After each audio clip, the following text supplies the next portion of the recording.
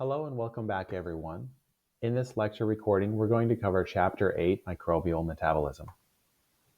The learning objectives for this chapter are to understand the process of catabolism and anabolism, to be able to define and explain the mechanisms of enzymes, understand the changes in free energy during a chemical reaction and the role of activation energy in chemical reactions, be able to explain the role of environmental conditions on enzymes and how their enzymatic activity is affected. Describe the mechanism and role of enzymatic inhibitors on the cell. Be able to use metabolic classifications to describe an organism. Remember key components of metabolism, reaction coordinates, and metabolic classifications. Understand the role of energy, ATP, and electron carriers in metabolism. Apply these to carbohydrate metabolism, glycolysis, fermentation, and cellular respiration, and analyze the flow of carbon, energy, and electrons in these processes. Next, evaluate fermentation tests and categorize microbes based on the results. Finally, apply the knowledge of the cellular electron transport chain to the light-dependent phase of photosynthesis, and we'll cover a little bit more on photosynthesis at the end here for the light-independent phase. Although we tend to look at the basic structure of microbes as simple, their metabolism is incredibly complex. Metabolism pertains to the chemical processes that build up and break down nutrients in a cell. Prokaryotes as a whole have a wide array of metabolic capabilities. They can live on nutrients that eukaryotes generally are incapable of metabolizing, such as cellulose, petroleum, sulfur, and ammonia, just to name a few. Metabolism refers to the chemical reactions that are responsible for both building up and breaking down molecules within the cell. And so if we want to break this down even further, catabolism is a process that breaks down complex molecules into simpler ones and usually releases energy. On the other hand, anabolism builds up complex molecules from simpler ones and typically requires energy consumption. Here's a visual representation of this process. ATP represents the energy that is either produced or consumed during anabolic or catabolic reactions. To aid in retention of these terms, consider cats. They're mischievous little beings, and cats therefore can represent a catabolic reaction that degrades complex molecules into simpler ones. The energy liberated from these chemical bonds is then captured as ATP. In contrast, you could remember anabolism by thinking about anabolic steroids, which are utilized to foster muscle growth. So these substances stimulate the body to create more complex molecules, and they consume ATP in that process. Similar to a battery, ATP can be charged or discharged to supply energy to the cell. When ATP is hydrolyzed, that is to say, one of its phosphate groups is cleaved off, releasing energy that can be utilized for cellular work, the remaining molecule ADP, or adenosine diphosphate, can be thought of as a partially discharged battery. The opposite process occurs during catabolism, when free energy is put back into ADP and is recharged by the formation of ATP. Heat is an easy way to measure energy, and because the energy in chemical bonds can be converted to heat, they are often listed in such a manner. For example, the kilocalorie is a unit of measurement of heat energy. A kilocalorie is 1,000 calories. Now that's with a lowercase c. Sometimes scientists and nutritionists do not want to write out kilocalories, so instead they call it a calorie with a capital C. This is the form that you see on a nutrient label as the one present here. If you're interested in knowing this, the small calorie is the amount of energy needed in order to increase the temperature of 1 gram of water by 1 degree Celsius. And carbohydrates and proteins have roughly 4 kilocalories per gram stored in them, while fats have roughly 9 kilocalories per gram stored within them. In order to compare energy of different substances, we need to know how much energy is stored in the atoms. However, we run into a couple of issues here. One, the number of atoms in a gram varies widely from one compound to the next due to different densities. Additionally, the amount of calories in a single atom or atomic bond is incredibly tiny, and it isn't a handy way to work with them on any sort of scale that's applicable to most scientific research. Therefore, scientists have a special unit that they call a mole. As you can see here, MOL, abbreviated as MOL within the parentheses. And a mole is a very large number of atoms. To be more specific, it's 6.02 atoms times 10 to the 23rd molecules of a compound. So that's adding another 21 zeros after the 2 if we wanted to write out the size of it. So it's an incredibly large number. As previously mentioned, the potential energy stored in chemical bonds varies depending on what kind of bond it is. Here we have a depiction of the chemical bond within a sugar. This is in its cyclic form. And I want to be very careful to point out that the lines drawn in no way represent the distances or strengths of the bond. And this is one of those different ways of depicting molecules here where it actually shows each carbon and hydrogen in the image here. That said, the true length of a bond between atoms signifies the strength of the bond. Shorter bonds are stronger, harder to break, and more stable. Again, I repeat, shorter bonds are stronger, harder to break, and more stable, and therefore store more potential energy than longer bonds do. The length of the bond is determined by which atoms are bonded to each other. Remember that different atoms have a varying number of electrons, and how many orbitals of electrons it has will affect the strength of the bond. So, and additionally, electrons have different orbitals of varying distances from a nucleus.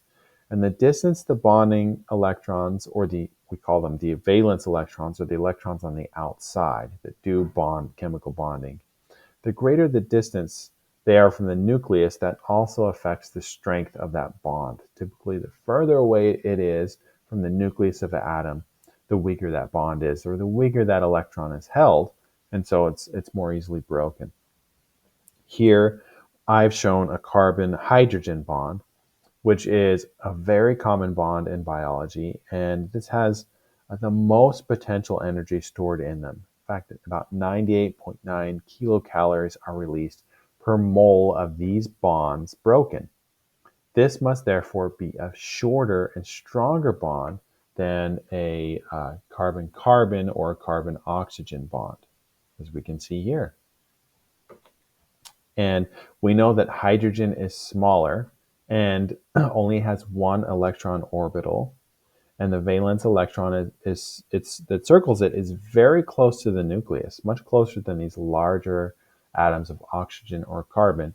And so therefore we could conclude, just by thinking about it rationally, that these bonds would have to be stronger between carbon and hydrogen than with oxygen or another carbon. These three reasons don't necessarily need to be committed, or these three reasons that are provided, they don't need to necessarily be memorized. But you should be somewhat aware of these differences. In particular, that carbon-hydrogen bond is a bond that's broken a lot in metabolism to release energy. The amount of energy stored in a molecule is going to depend on the sum of all of the different chemical bonds within it. So, for example, glucose provides 686 kilocalories per mole, and palmitic acid, which is a fatty acid, has a whopping 2,340 kilocalories per mole. Palmitic acid is a fatty acid from palms, and due to the number of bonds and the high amount of carbons and hydrogens in that molecule, it has far more potential energy stored in it in the form of chemical bonds or chemical energy than glucose does, which has a lot more of those carbon-oxygen bonds present. The process of breaking bonds is the main method of harvesting energy by organisms. Even the process of photosynthesis doesn't exactly use light energy to do work. Technically, the sun's energy or its photons are used to split water molecules. And the breaking of the water molecules' hydrogen-oxygen bonds releases that chemical energy stored in them. That is then captured by the cell into certain chemical bonds that allow them to be easily accessible when needed. And this is the mechanism for why plants release oxygen, is this water splitting. And when you break H2O, you do release some oxygen in the process. So the potential energy in bonds, called chemical energy, is harvested when chemical bonds are broken. These reactions are collectively called oxidation-reduction reactions, or shortened to redox reactions.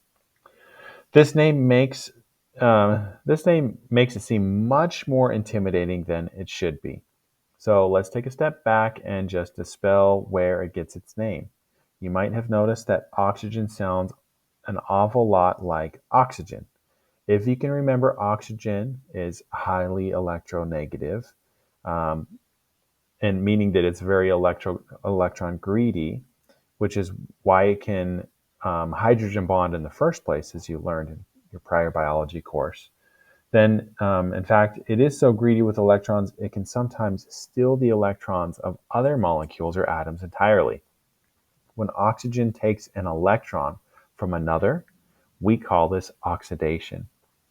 And the atom or molecule that loses the electron has been oxidized. Now, note that we don't stop calling it an oxidation reaction if oxygen is not involved. Anything that takes an electron from another molecule or atom, that's still an oxidation reaction. And there's always two sides to every coin. So in the process of every oxidation reaction, a reduction reaction exists as well. So why do we call it reduction? Well, let's first just review here. So oxygen is this very electron greedy element, and that's where the name oxidation comes from. The taking of electrons is the process of oxidation. And if you've had your electron taken from you, then you've been oxidized. So as we can see here with oxygen taking the electron first from this other individual. So that's one half of the equation. What about reduction? Where does reduction get its name from? Well, this is the other half of the coin. Reduction gets its name from the fact that electrons have negative electric charges. So when an atom or molecule gains an electron, it actually experiences a reduction in its electric charge because that charge becomes even more negative the more negatively charged electrons you have. So that's why we call these redox reactions. When there's an oxidation, there's a reduction. So we can see here that this oxygen, responsible for oxidizing the other partner, is now reduced in its charge. And so that is a reduction. So there's oxidation and reduction, and the two are always coupled together with each other because a molecule can't lose an electron without another molecule taking it. If you have an oxidation taking place, you inevitably have a reduction taking place too, just like this. But now that we understand the origins of the redox reaction name, this brings us to the bigger question of why do we care about redox reactions? Why does it matter? Why are they relevant here? Well, every molecule has a certain amount of stored energy. And the subatomic particles that carry that energy is the electrons. This sort of makes intuitive sense if you think about what you know about electricity, for example, an electric current. The electrons drive the movement of the energy in that electric current.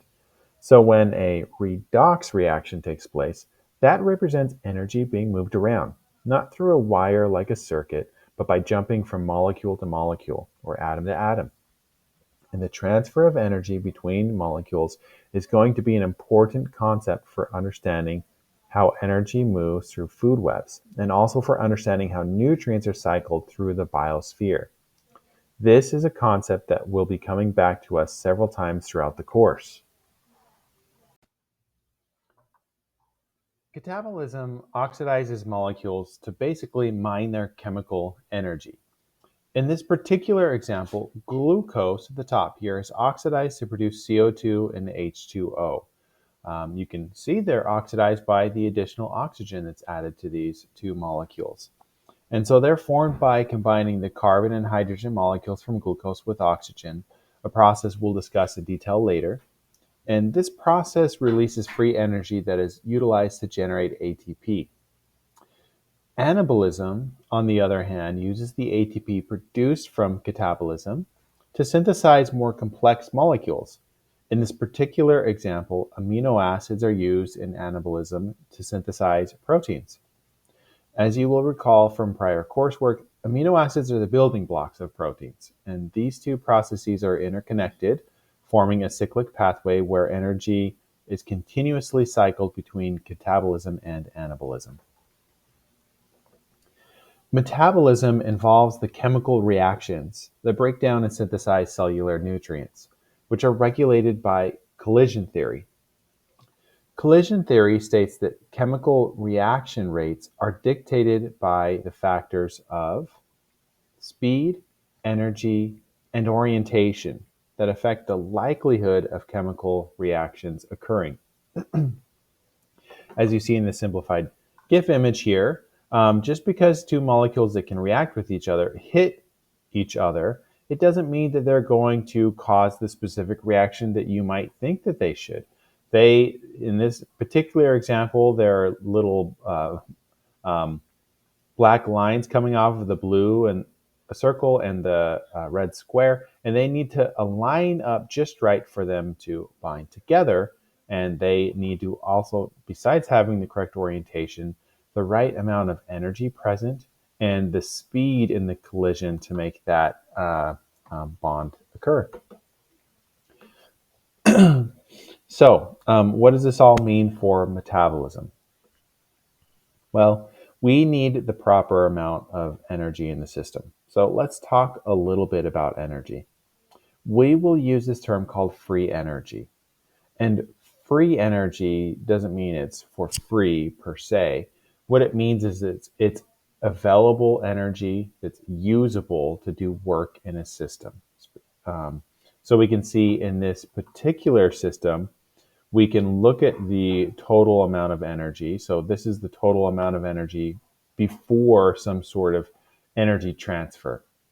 And at the end of that transfer, so it could be like a chemical reaction, we can look at the amount of usable energy or free energy afterwards. And a certain amount of that free energy is going to be unusable afterwards.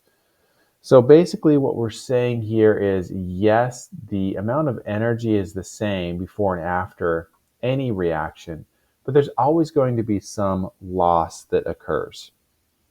This follows the first law of thermodynamics, where energy cannot be created or destroyed, but it can be changed into different forms. So much of what we call unusable energy is actually in a form of just heat energy, and that heat is no longer capable of being used for further reactions.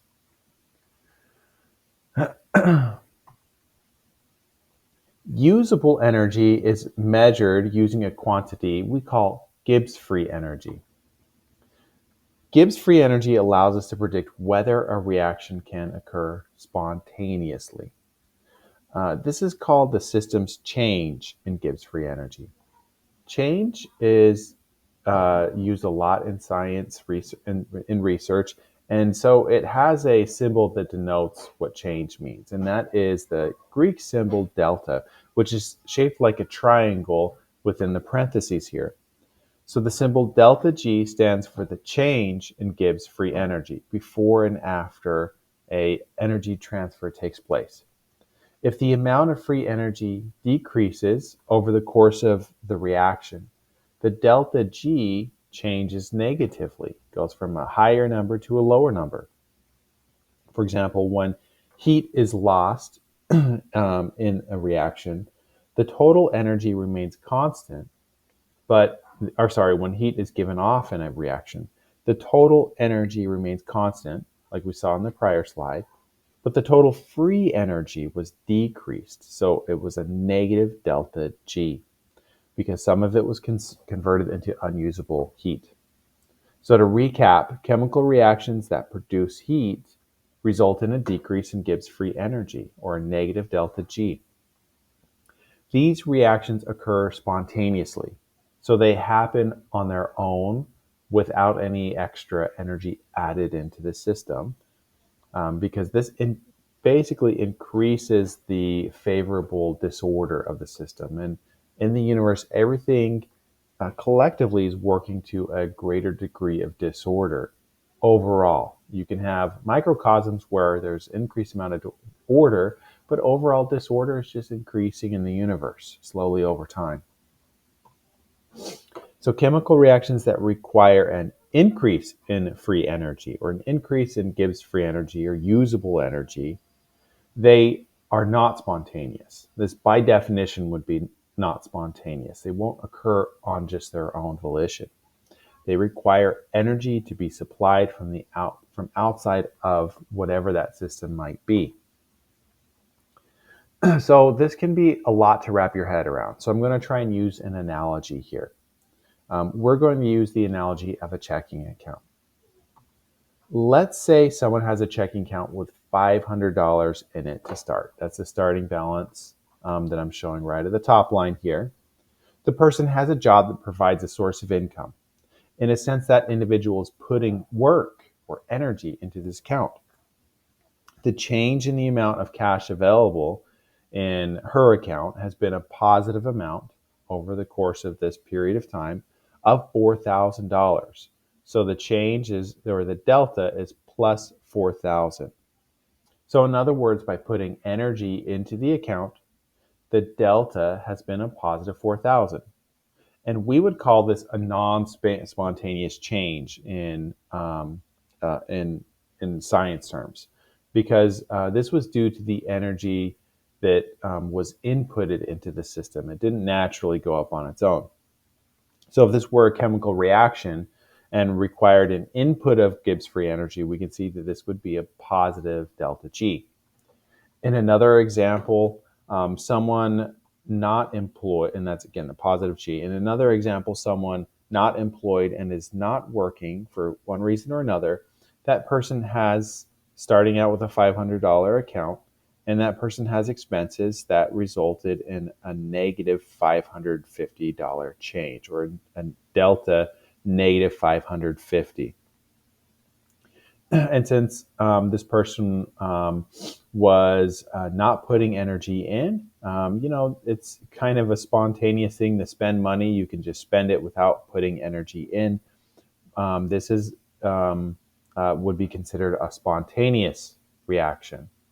No energy necessary to put in, and a negative delta G. Now we can look at how this works by looking at what we call a reaction coordinate. So we have two terms that distinguish between these two types of reactions. An exergonic reaction is one that releases energy in the process. Exergonic reactions are when the reactants, what we start out with in the beginning, have more free energy than the products, and this is a spontaneous reaction. So in this reaction coordinate, we can see over the course of the reaction, so over time, the ball starts at the top and has a lot more free energy built up in it. And over time, it rolls downhill, and as it rolls to a lower level of elevation, there's less energy stored up in this ball. The amount of free energy in the system has decreased. So it's released that energy. And we can see this over the course of just a reaction. The reactants start here, And then over the course of that reaction, we get our products. And so this red line on the y-axis represents the amount of energy in the system, and it's gone down. That's a negative delta G. And so naturally you should say, oh, that's a spontaneous reaction then. And it is. And we would call that an exergonic reaction. Endergonic reactions require free energy. Endergonic reactions require the addition of free energy to the system and are therefore not spontaneous. The products of the reaction are more usable energy than the reactants, or we can see with this red line here, the reaction starts here, and as it progresses, there's more energy in the product. So there was energy put into the system. Imagine if you wanted this ball to be at the top of the mountain, you'd have to get behind it and give it energy to bring it up. That's called endergonic. And the way I always remember these two is I think endergonic, I associate it with energy entering, E-N-T-E-R-N-G, right? It shares the E-N beginning of this term here, endergonic. And exergonic is energy exiting the system. So we know that enzymes create an environment that is more favorable to reactions occurring. And we can see how that is done in the following reaction coordinate when we look at our reactants and products once again. But first, we need to learn a little bit more about how enzymes help these systems function.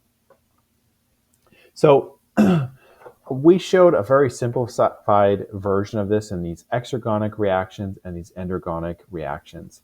But truly, most reactions require a little bit of energy to be pumped into the system to start at the top of this hill before they roll down. And we can see that in maybe something like making a fire. See a fire, you have a bunch of wood in here, and that wood is made of cellulose, which has lots of carbon-hydrogen bonds. And we can burn that wood and oxidize it into CO2 and H2O. However, we need to add a spark first. And so that spark, or that amount of energy required to start burning the wood, think of that as the activation energy. And for any reaction, there's likely going to be a little bit of activation energy, sometimes just written in an abbreviation, energy activation, or E sub A. So that's that you can measure that. Scientists can measure that by looking at how much energy is stored in the reactants, and then how much is stored in when they come together in this transitional state. And then scientists can also measure the final state. And the difference between the energy in the reactants and the energy in the products is the change in free energy, or delta G. And this is negative because we're going from a higher free energy to a lower free energy. So that means that this is an exergonic reaction. Energy is leaving the system, but it does still require a little bit of energy to start before it rolls all the way down the hill there. And activation energy can act as a roadblock for reactions to happen within a timely manner within the cell. Consequently, life has evolved enzymes to assist in this process. And enzymes are these protein catalysts that are made by the cell. Catalysts are agents that speed up the rate of a reaction. They aren't reactants, they aren't products, but they're more like just helpers that are unaltered by the reaction. So they don't get created or destroyed through a reactions process. As you can imagine, there are going to be an innumerable number of reactions that happen within life forms. And so there needs to exist a specific enzyme for almost all biological reactions in order for them to control the rate of each one of these reactions. So there's going to be a lot of them, but you can identify if someone's talking about an enzyme or not easily enough if it ends in the suffix ase, which makes the sound ace. So Invertase, for example, speeds up the breakdown of sucrose into glucose and fructose. So this is where enzymes help the cell. Enzymes assist in and are capable of occur naturally, and they assist in bringing together these molecules for reactions to occur, and that helps to speed them up. So again, enzymes are complex proteins. They're made up of chains of amino acids that are intricately folded into unique three-dimensional shapes, much like the art of origami, allowing them to serve as efficient tools for catalyzing these biological reactions. And those shapes allow it to have certain pockets where different molecules can come in and react. Remember, we need the correct orientation in collision states in order for reactions to occur. Now, enzymes aren't the only thing involved here in the substrates and then the reactants, but we also have cofactors and coenzymes. And they are non-protein molecules, these cofactors, that assist with the enzymes catalyzing chemical reactions. And cofactors are typically inorganic molecules such as metal ions, which aid in enzyme stability and their catalytic activity. On the other hand, besides cofactors, we have something called coenzymes. And coenzymes are organic molecules. They can be vitamins or nucleotides such as NAD, and they transport chemical groups between enzymes and facilitate enzymatic reactions. Now, when you have all of the necessary cofactors or coenzymes put together with the enzyme, you can get the holoenzyme. And again, just to reiterate, there's about an enzyme for just about anything out there. So what do they do to this reaction coordinate?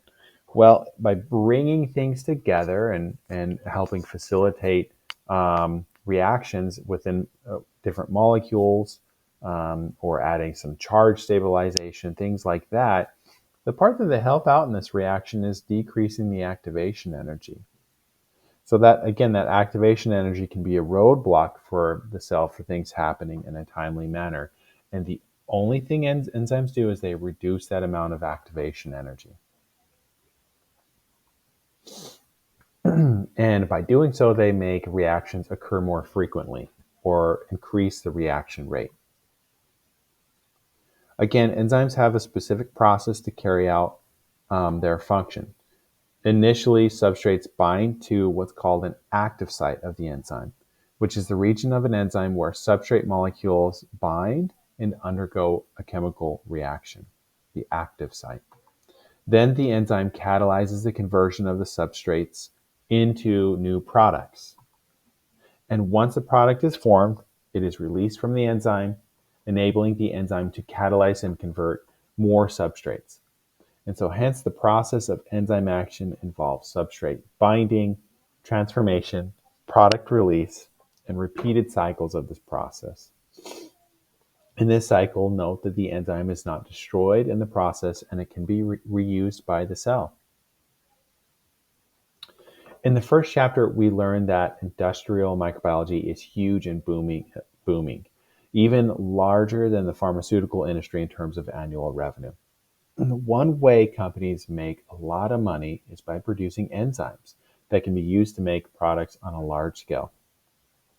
This company here, Zeta, specializes in designing new enzymes and microbes using advanced computer programs and lab techniques. They focus on converting a plant-based chemical called levulinic acid into other useful chemicals using a special enzyme they created and improved upon.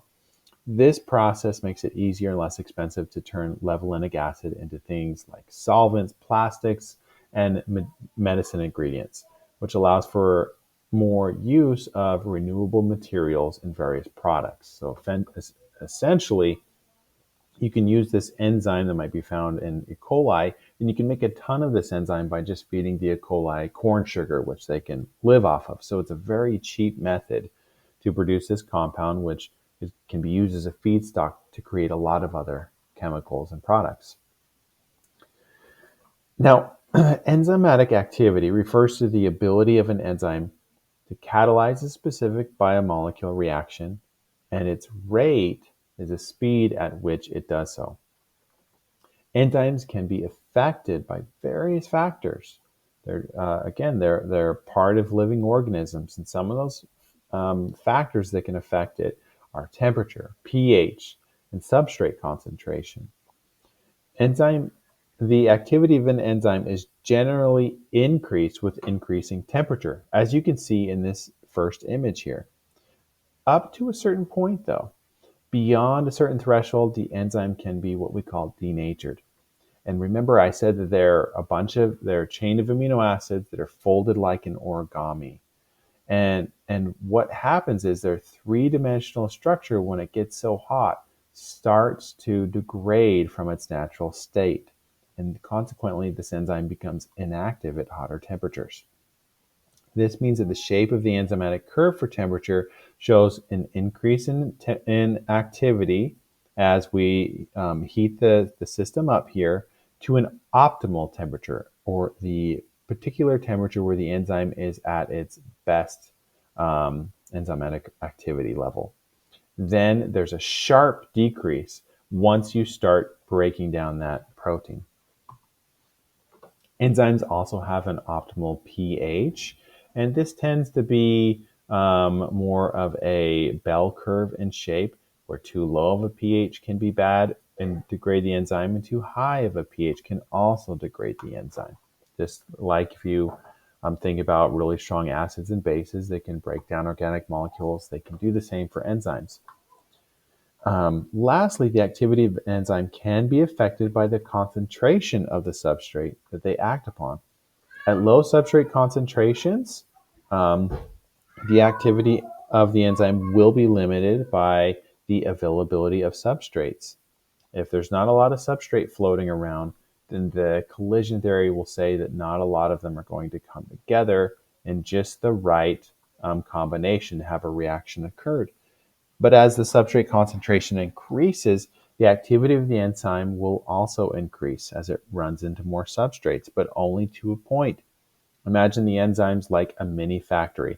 As more raw materials are brought in, the more products can be made, but at a point, there is going to be a limit when the factory is acting at its maximal capacity. Beyond a certain point, the enzyme will become saturated with substrate and its activity will level off.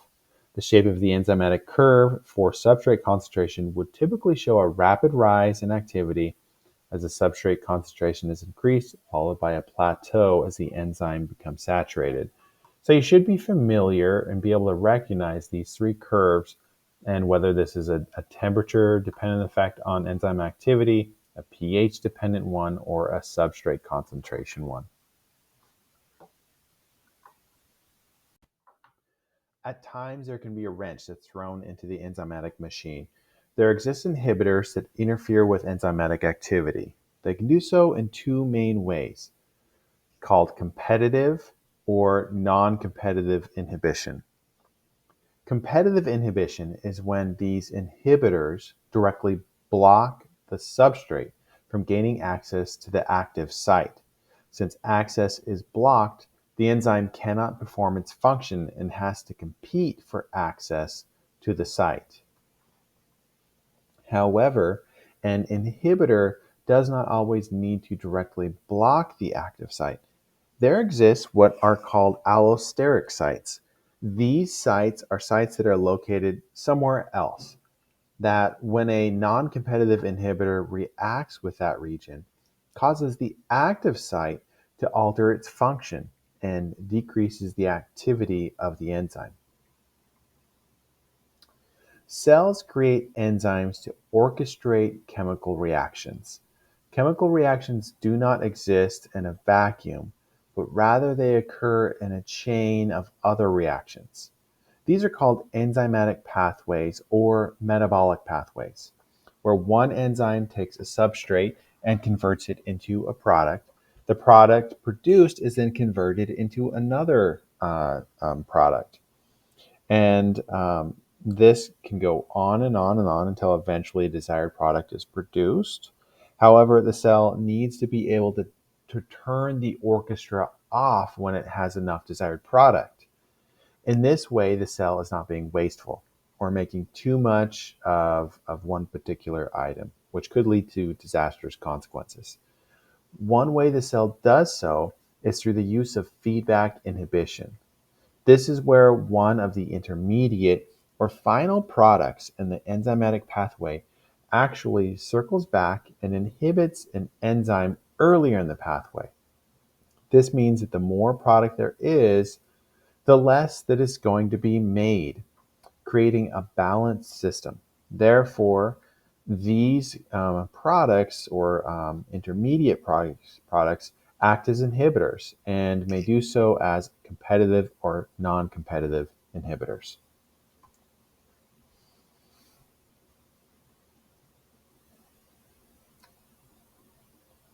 Lastly, ATP is a molecule that can be used by the cell and it can store free energy for later use for specific tasks in the cell. Upon hydrolysis, that's water, splitting of water, um, it becomes a more stable form called ADP. You can see it in this image here as ATP plus water. The water gets split and reacts with ATP to form adenosine diphosphate and phosphate, free phosphate that is cleaved off. This releases some of its stored energy. As you can see in this reaction coordinate, the energy in ATP is a lot higher than the final energy product ADP. This is similar to how wood in our prior discussion was the cellulose in wood was converted from that um, carbohydrate into CO2, and bonds between carbon hydrogen had a higher level of energy stored in them than the bonds in the carbon oxygen. So, however, instead of dissipating the energy into the environment as heat alone, the energy release is channeled towards specific reactions in the cell. For example, the energy can be used to drive anabolism, the process of building complex molecules from simpler ones. In this way, ATP serves as a vital energy source for the cell, facilitating various metabolic processes necessary for cell survival and growth. So far, we have covered the mechanisms of chemical reactions. This includes redox reactions, free energy or Gibbs free energy, the reaction coordinate, and how enzymes and ATP function within that reaction coordinate. So let's now discuss how organisms are classified based on their metabolic specialization. To understand this, we need to discuss a term that's included in their definitions, and that is the term organic. In a scientific sense, the term organic is far and away different than that is used in the grocery store.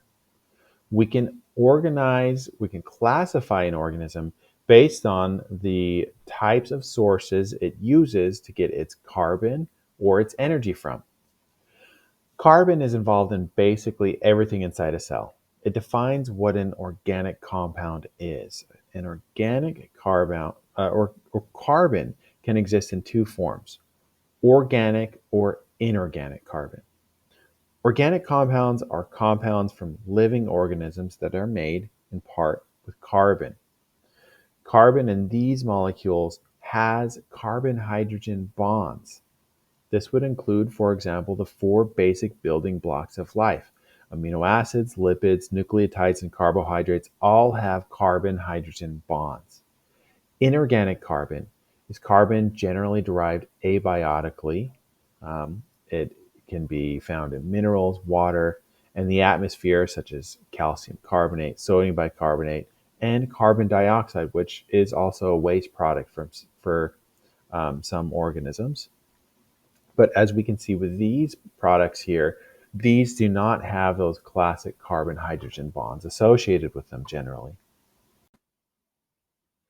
So let's go ahead and run through the organization of organisms based on their types of carbon sources and energy sources. Autotrophs and heterotrophs are the categories for what source of carbon the organism harnesses. An autotroph is capable of deriving its source of carbon from inorganic sources and converting it into organic sources within the cell. An example of this would be plants, algae, or cyanobacteria. Heterotrophs, such as animals, can only repurpose existing organic carbon, so they might consume other organic material for survival. The obvious examples being organic material from plants for herbivores and animals for strict carnivores. Phototrophs and chemotrophs define the energy source. A phototroph uses the sun as the energy source, again, such as plants, algae, and cyanobacteria. Chemotrophs use chemicals as their energy source. So, animals, fungi, intestinal bacteria, just to name a few, they're all going to be deriving their energy from chemicals. And just to break down those words there, troph or trophy means to eat or consume. So this is where they're consuming their carbon source or their energy source. Auto means self. So they self produce, autotrophs produce organic material by themselves. Hetero means other. So something else is consumed in order to generate that organic carbon source. And photo means light, and chemo means chemical, so you can understand where those names are derived from. We actually combine those metabolic classifications together to come up with a lifestyle. So combined, we can have a photoautotroph, photoheterotroph, chemoautotroph, or chemoheterotroph. We can even have subcategories here, but we're just focused on these broad categories. So a photoautotroph derives its energy from the sun and its carbon from inorganic sources. Now, note that the first part of the word is always going to be where they obtain the energy from, and the second part is going to be where they obtain their carbon from. And it's clearly recognizable when you see photo there because sunlight doesn't have carbon in it. And so photoautotroph makes sense. It's kind of self-defined, but where it's a little bit trickier might be with something like chemoautotroph. So you'll have to memorize the order of those terms: energy, then carbon. Chemoautotroph, therefore, would get their their energy from chemicals and their carbon source from an inorganic source. So, as you can see, animals are rather boring in this regard. All animals can only do chemoheterotrophy. So while structurally animals are fascinating in terms of their abilities and their complexity through multicellularity, they have an incredibly limited metabolic chassis for deriving their energy and carbon sources. Now that we know the basic nomenclature regarding metabolic lifestyle, we will first turn our attention to carbohydrate metabolism. In the world of microbes, obtaining energy is essential for survival. Microbes mainly acquire their energy by breaking down carbohydrates, such as glucose, through either cellular respiration or fermentation pathways. These pathways both involve the oxidation of glucose to generate ATP, which is the primary energy source for most cells. Essentially, the two pathways help microbes to convert glucose into usable energy that can be used for various cellular processes. That usable energy, again, is ATP. If we were to apply our classifications to carbohydrate metabolism, if they obtain their energy from carbohydrates, this would be a form of heterotrophy. And if this is also, chemotrophy. And if this is also where they get their carbon source, then we would call this chemoheterotrophy. Now, this lecture may feel disorientating, but focusing on a few key questions should help you navigate these metabolic processes. To simplify things, we can use these equations to understand the underlying mechanisms. I recommend following along with some notes as you go along from here on out and recording the answers as we go. So the key questions to consider include: where is the carbon going? Determine whether molecules are being built or degraded, and track the number of carbons involved in those molecules. Next, how is energy being directed? Identify whether ATP or ADP is being produced in these reactions. If energy is being spent or spent to create complex molecules, or if it's being harvested by breaking down molecules. So you want to look at the overall reactions in each step and try and determine is ATP being produced or consumed in order to create or break down molecules. Finally, the third thing you want to keep track of is what happens to the electrons. Examine whether electrons are being transferred to oxygen through oxidation or carried by electron carriers. Okay, so we will begin our coverage of carbohydrate metabolism with glycolysis. The process of glycolysis involves the breakdown of glucose into pyruvate. In fact, glyco means sugar or sweet, and lysis means to break. So this is breaking apart of glucose. So, and if you're keeping track of our key questions, this would be an example of catabolism. Pyruvate can then enter one of two pathways here. It can either go through the cellular respiration pathway along the top here, or through fermentation, this bottom path here. The choice between cellular respiration and fermentation is largely determined by the oxygen requirements of the organism and the availability of oxygen, as cellular respiration requires oxygen while fermentation does not. In cellular respiration, pyruvate is oxidized and transported into the mitochondria.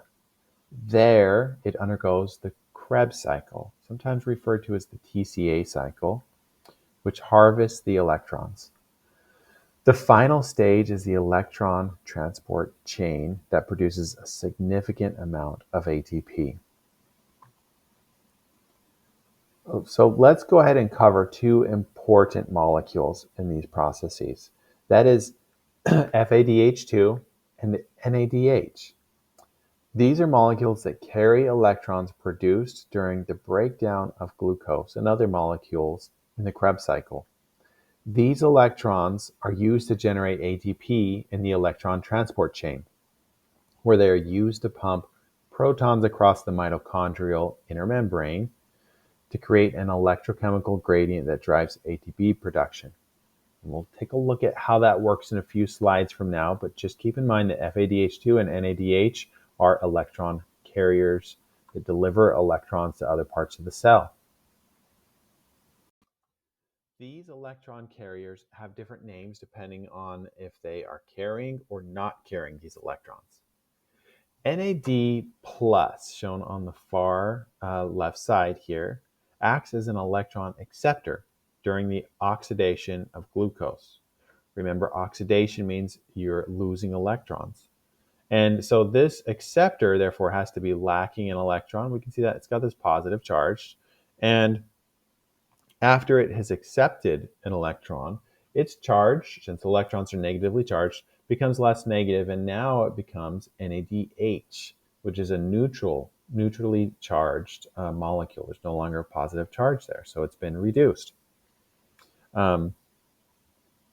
NAD plus is an essential coenzyme for many enzymes involved in catabolic reactions, while NADH is important as an electron carrier that delivers high energy electrons to the electron transport chain, which is then where a lot of ATP production occurs. So together, these molecules allow cells to extract maximum amount of energy from glucose and other molecules to support essential cellular processes. And in a similar fashion, we have FAD. While an FAD is considered an electron acceptor, just like NAD+, FAD can accept an electron, and once it's, or two electrons, once it accepts those electrons, it becomes FADH2. This image provides a high-level overview of cellular respiration. Now, don't worry, we will explore these steps one by one, but sometimes it's nice to see the final destination so we understand the road we take to get there.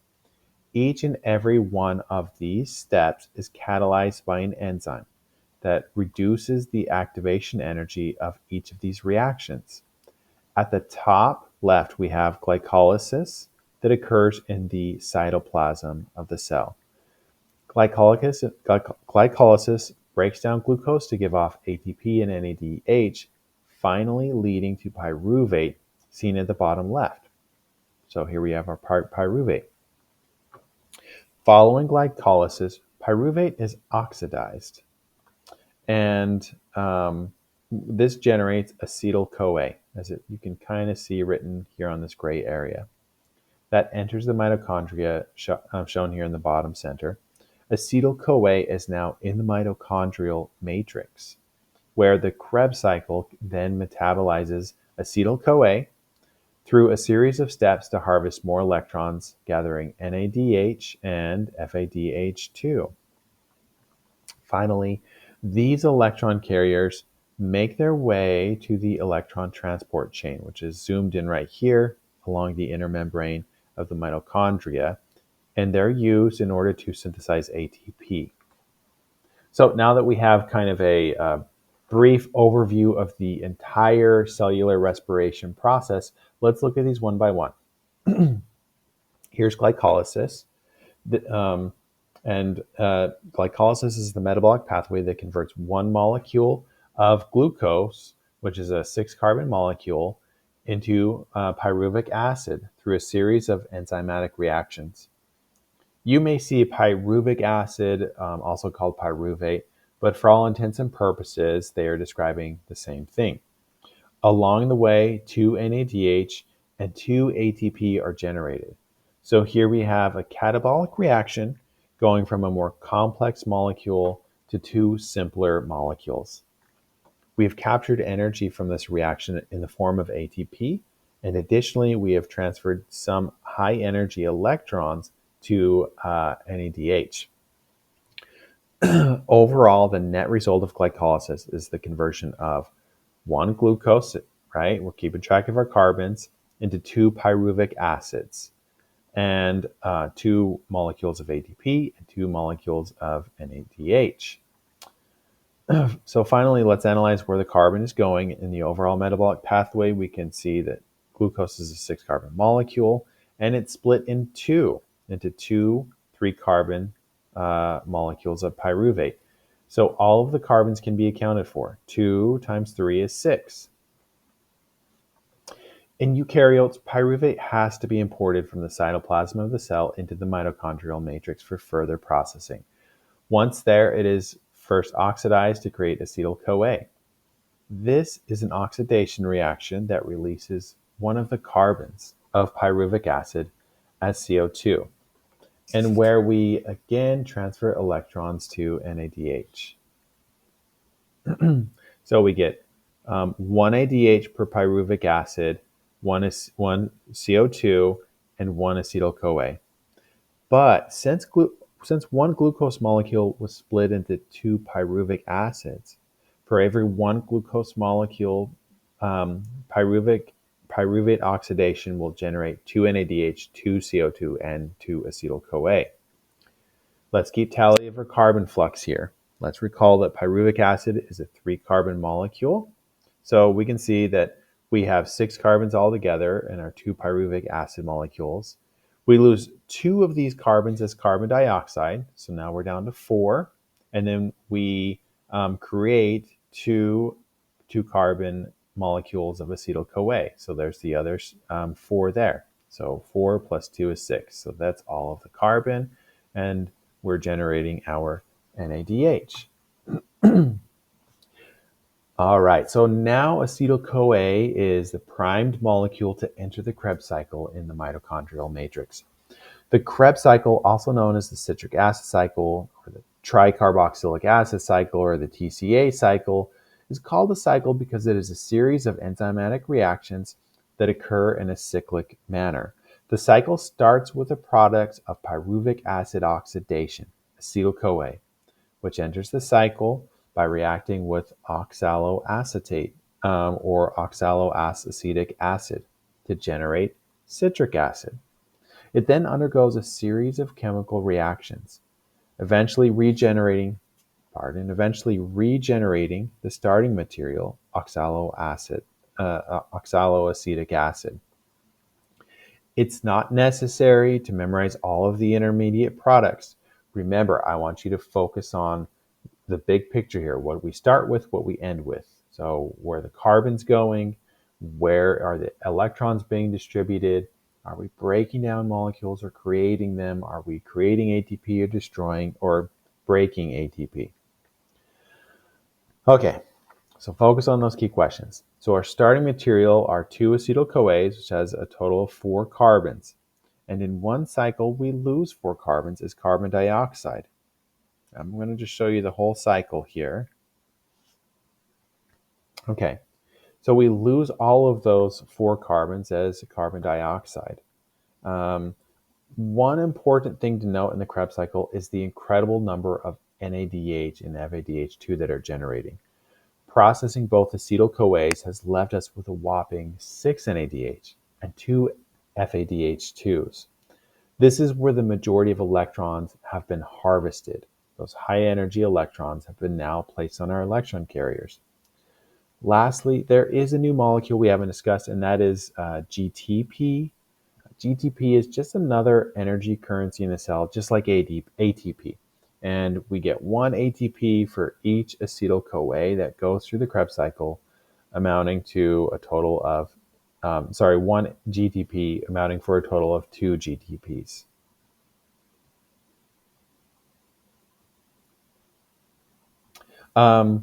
Okay, so let's take a step back here and put together all the electrons we have harvested along the way per each glucose.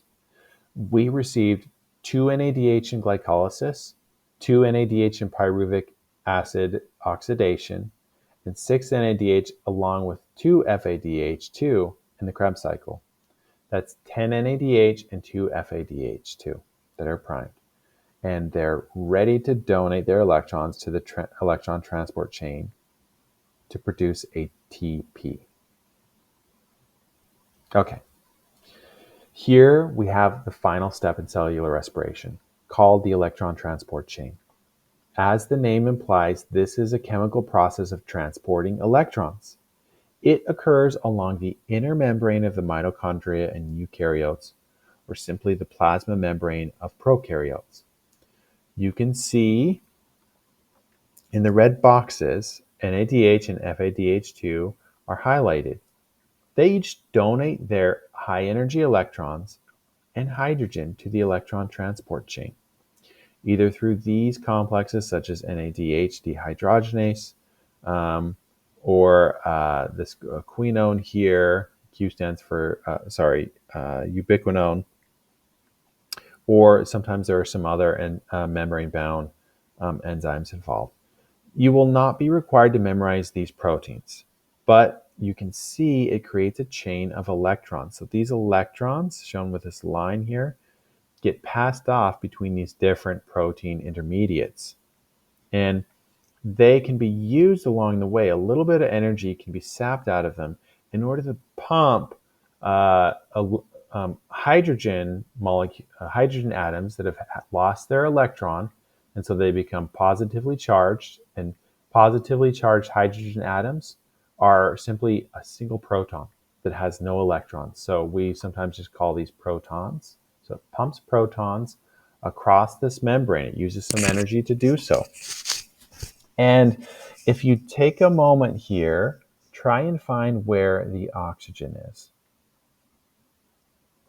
It's kind of a big deal what oxygen does, and we need to understand that because of the role of oxygen in our system. As we are all breathing in oxygen constantly, it's important for sustaining us all. So it's kind of a big deal. So here it is right here in the green arrow, something we should all be used to by now is that oxygen loves electrons. And so therefore, it will readily react with them and take them up when they're present. In fact, the process of oxidation, as we discussed, gets its name from oxygen. Oxidation is the process of taking electrons. And as we can see here, After these electrons, their energy has been kind of sapped out of them through all this proton pumping and passing along this electron transport chain. These low energy electrons are still willing to be accepted by oxygen. And that's why oxygen is so important here. We breathe in oxygen as it's kind of a waste receptacle for those final electrons in cellular respiration. And we dump our electrons onto it and we generate water from that oxygen. Now, that's the major role of oxygen, and that's why we call it the terminal electron acceptor in cellular respiration. The protons that were pumped across here, this is the purpose of doing all of this work, okay? These protons are used to drive a motor. See, we've created this gradient, a chemical concentration gradient, where the protons are becoming more concentrated on one side than they are on the other side. So in the mitochondrial matrix, we're depleting it of height of protons. And so those protons want to diffuse back across. And since they are charged, they have to go through a protein. And that protein is called ATP synthase. ATP synthase is a motor protein, and as these protons spin through, just like a water turbine, in a sense like a water turbine, it spins this machine, and that movement energy can be used to to allow for the recombining of ADP with inorganic phosphate and generate our adenosine triphosphate. One glucose molecule will generate 34 ATP from the ETC alone. That's a theoretical maximum. So, why is glycolysis and cellular respiration so important to know for us? Well, imagine right now you're breathing oxygen and you're breathing out CO2, and this is the process of cellular respiration. You're breathing out of CO2, which is actually the byproduct of pyruvate oxidation in the Krebs cycle.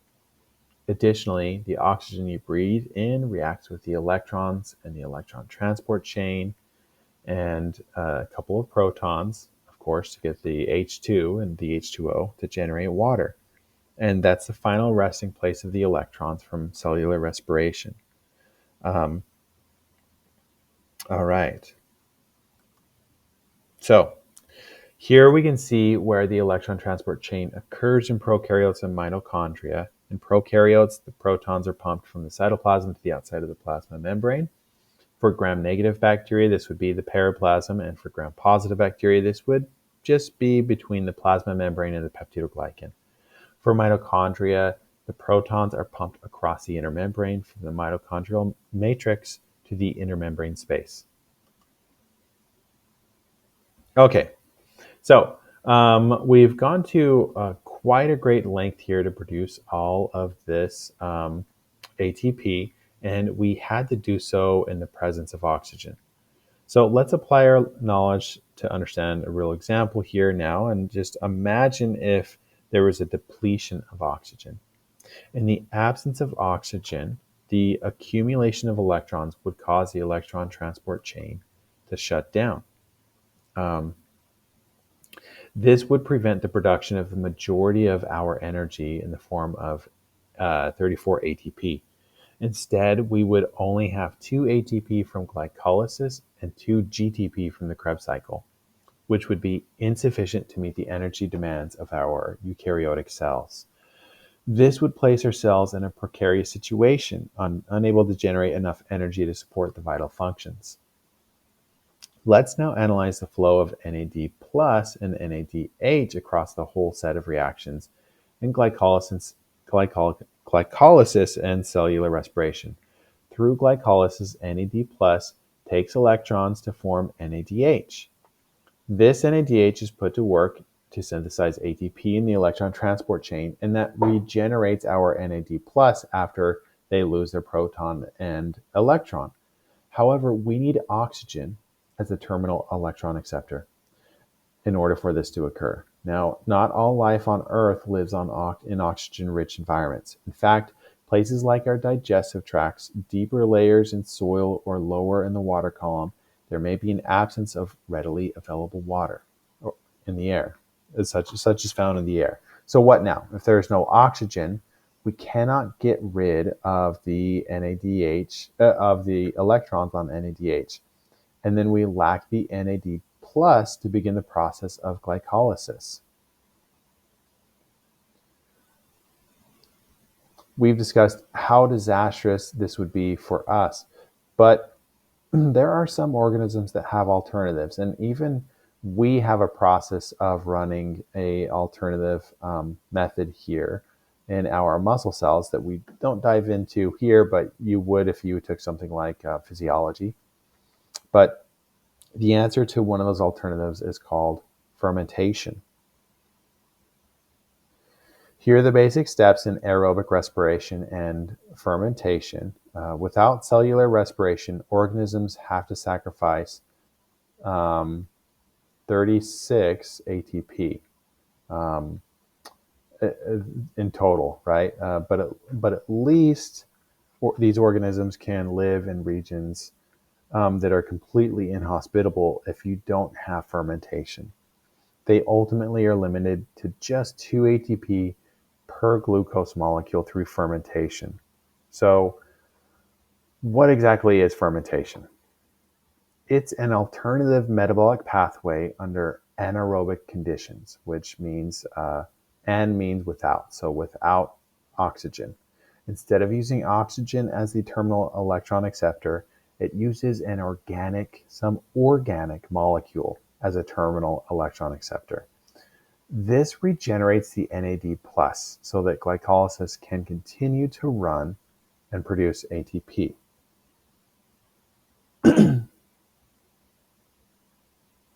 Although fermentation generates significantly fewer ATP molecules compared to cellular respiration, it operates at a rapid pace and can occur in the absence of oxygen.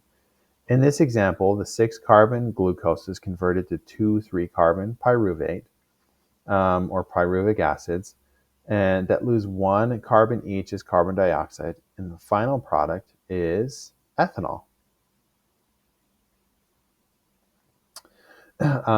Ultimately, no carbon has been lost. We started with 6 carbons and ended up with 6 carbons. So how can an understanding of fermentation benefit us?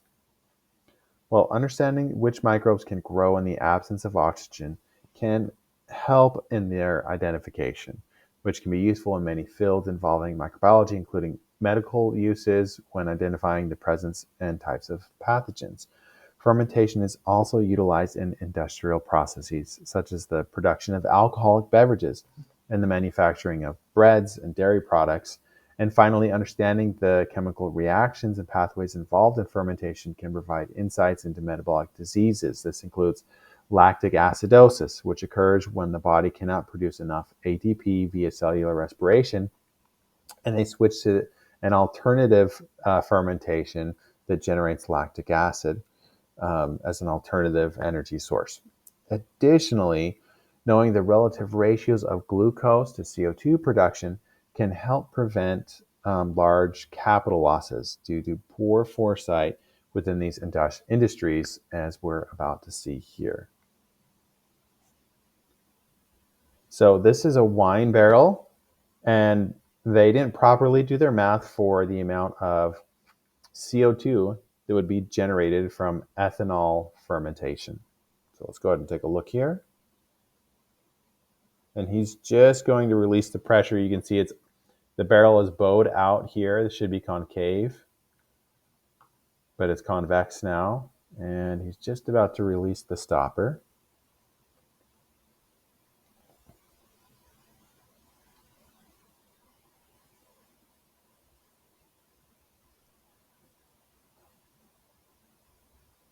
There we go. All of that pressure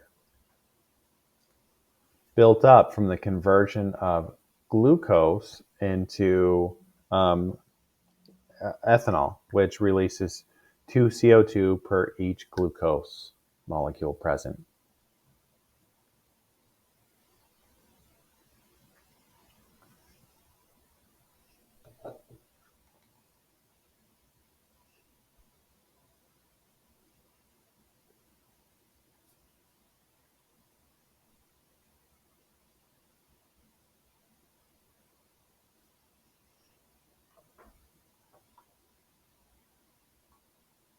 Okay, we're going to stop it there.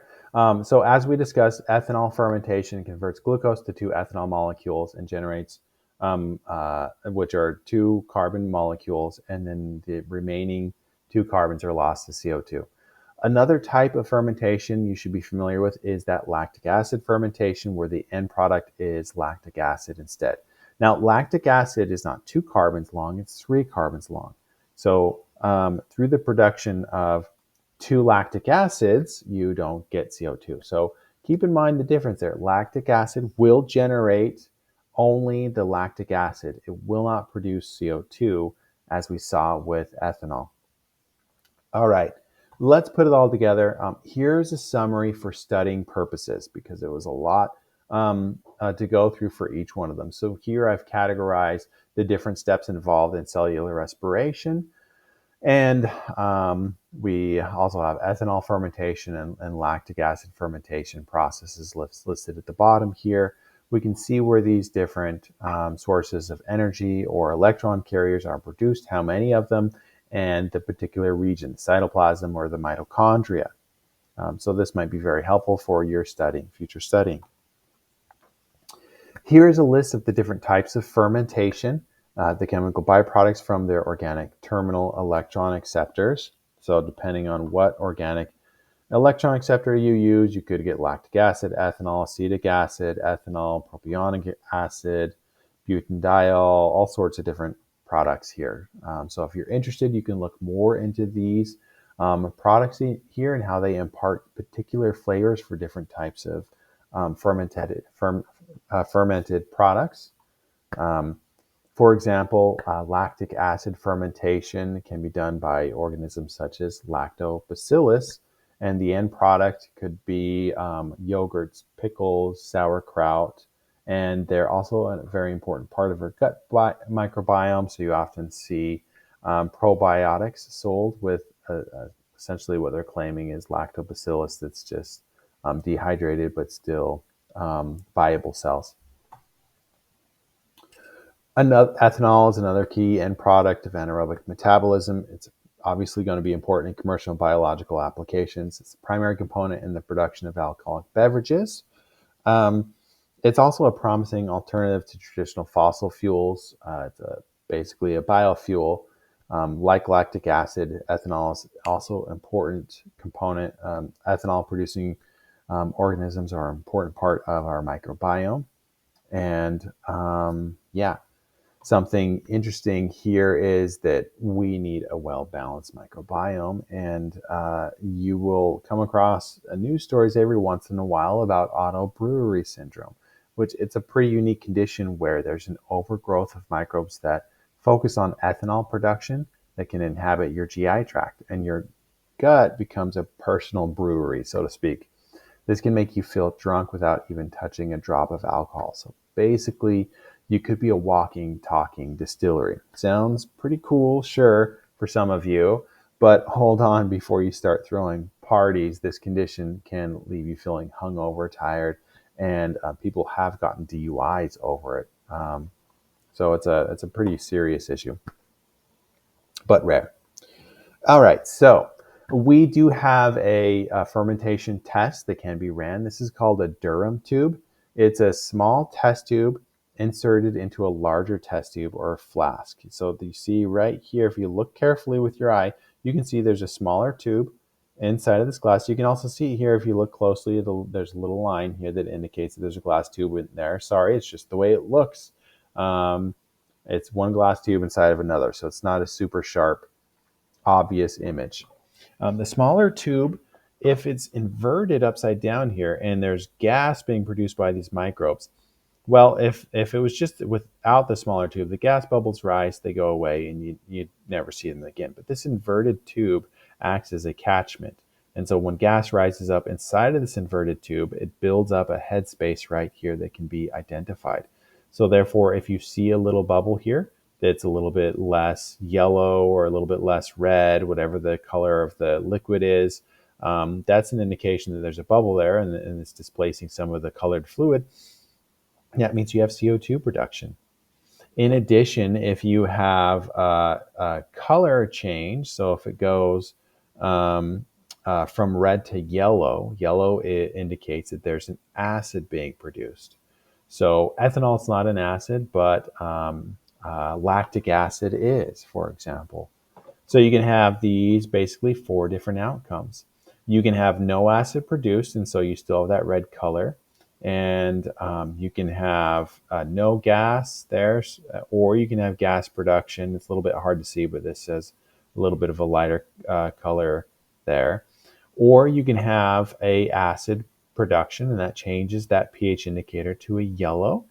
And there could be no gas in the top of this tube, or there could be a bubble here that indicates that there's gas present. So if I was to look at these tubes and I was to see, let's say, no gas and no acid, that might be an ethanol fermentation if microbes were growing in it. If there was, let's see, if there was no gas being produced and an acid, that might be lactic acid that's being generated there. C. Now, we can use fermentation to create a whole slew of bioproducts in the lab as well. This example is from the company Ginkgo Bioworks, and they are able to generate the product that produces the smell of rose oil from yeast. So they basically genetically engineered these yeast to have those enzymes that make the chemical that smells like rose oil, and it's produced fermentatively. And so here we have a wonderful bioproduct that's commercially relevant. They're also working at producing other compounds through fermentation. Fermentation is in the absence of oxygen, and sometimes these products have to be made without the presence of oxygen. And another thing that's being worked on is the production of the protein fibers that make that are part of spider silk in microbes as well. Regrettably, due to time constraints, we cannot delve into the fascinating, peculiar realm of photoheterotrophs, which get their energy from the sun, but they actually get their carbon from chemicals, or chemoautotrophs, which get their energy from chemicals and their carbon from CO2. However, if any of you want to read further in the textbook or pursue careers in industrial, ecological, environmental microbiology, they go into a little bit more depth in the textbook. Now, so far, our discussion has centered solely on chemoheterotrophs through our discussion of aerobic cellular respiration and fermentation. Nonetheless, before concluding here, we just need to briefly touch upon the topic of photoautotrophs due to their importance in supporting due to their importance in supporting chemoheterotrophy. So instead of using energy already stored in chemical bonds like chemotrophs, photoautotrophs use photosynthesis to harvest energy using light. They include algae, some protozoa, and cyanobacteria in plants. These organisms are able to convert sunlight energy and carbon dioxide into chemical energy in the form of food that we can consume. During the process, light energy is absorbed by pigments such as chlorophyll, which are present in specialized organelles called chloroplasts in plants and algae. And this energy is then used to convert carbon dioxide and water into glucose, a simple sugar that can be stored for later use as an energy source or to make different biological parts in the cell. The ability of photoautotrophs to perform photosynthesis is critical to survival of the Earth's ecosystem. So this is primary in regards to our food chain. During photosynthesis, 6 molecules of CO2 combine with 6 molecules of water by using light energy that is harvested by pigment molecules such as chlorophyll to produce 1 molecule of glucose and 6 molecules of oxygen gas. You will be required to know this chemical formula. If you hadn't had high school or middle school professors or instructors that had you memorize this, you will have to memorize it now. So if we're keeping track of where things are going here, We have 6 carbons coming in from carbon dioxide, and they're all going out as glucose, which we've already mentioned before, has 6 carbons in it. And the rest of the oxygen is generated as 6 oxygen gas. So we have basically 6, 6, 1, 6. So we've shown the overall balanced chemical equation, but just as we did with cellular respiration, we need to focus on the particular details. We're going to be very brief here. I go in greater detail in Bio 181, but this is more about medical microbiology in this class. Photosynthesis has 2 main stages.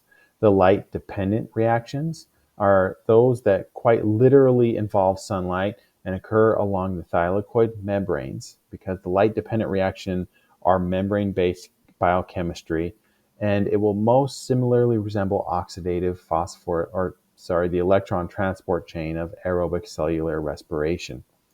The Calvin cycle uses the energy and electrons that were harvested in this first stage, the light-dependent reactions, to synthesize biomolecular compounds by assimilating CO2. And this process occurs in the stroma. So we can see it broken down here in a little bit more detail. In the light-dependent reactions, we take in sunlight, and we use that sunlight to split water into oxygen and steal those electrons away, and we give them to our electron carrier NADPH. And we also harvest energy in the form of ATP. And in the Calvin cycle, we're going to take ATP and NADPH in order to generate glucose from CO2.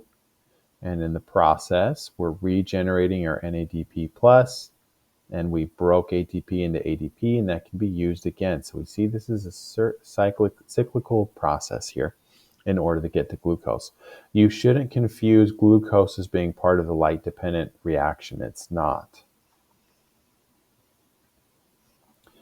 During the light-dependent reactions, light energy is absorbed by chlorophyll. So we're shown that here. Here's a photon of light coming in. The green balls are chlorophyll. And that chlorophyll takes that light energy and it uses it to split the water molecule here. So this water gets split, and that's why plants produce oxygen. It's actually their waste product, trying to get that electron out of it. Okay, so it's generating our terminal electron acceptor by stealing that electron from water. Those electrons are taken from water, and they're passed through this own electron transport chain. And in the process, they're using those electrons to pump protons across that membrane, in the thylakoid membrane, for example, in plants and algae. And then that can be ran through ATP synthase to generate our ATP. So very similar to what we saw in the electron transport chain. So I'm not going to go into too much detail here, but here's the Calvin cycle. Again, it uses the ATP and NADPH, which is it's a cousin to NADH. NADPH is still an electron carrier, and it uses that to generate glucose. And this is was an incredible moment in biology on Earth. We have something called the Great Oxygenation Event. This occurred roughly 2.45 billion years ago and was a pivotal moment in Earth's history. It was during this time that cyanobacteria, the first organisms to carry out photosynthesis, began producing oxygen as a byproduct. And this influx of oxygen into the atmosphere over time led to the formation of the ozone layer, which helped protect the planet from harmful UV radiation. However, the rise of oxygen also had a significant impact on life on Earth, causing the first ever mass extinction, as many organisms weren't able to adapt to the new atmosphere. Before this event, essentially the whole planet was anaerobic, and organisms were incapable of metabolizing oxygen, which is so reactive. Remember, it loves to oxidize things. So overall, the Great Oxygenation Event marked a major turning point in Earth's evolution. It paved the way for the development of more complex life forms and multicellular life forms such as us.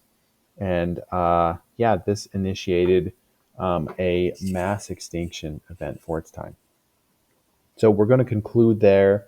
Thank you so much for making it through this whole lecture, and I look forward to talking to you more during the next one.